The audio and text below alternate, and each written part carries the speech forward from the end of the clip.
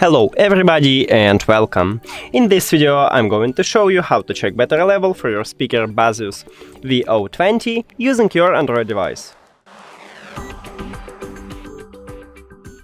So basically you have a few options how to check it. The first one is to use a control panel, and right here we have a battery percentages. Also we can go to the settings, now to connected devices here.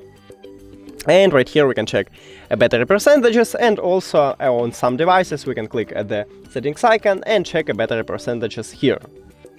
Now the last one option is to use an application. So just open it, and right here we have battery percentages. That's it. Thank you for watching this video. If you found it helpful, please consider subscribing to the channel and leave the like on the video. It's really important to us. See you later.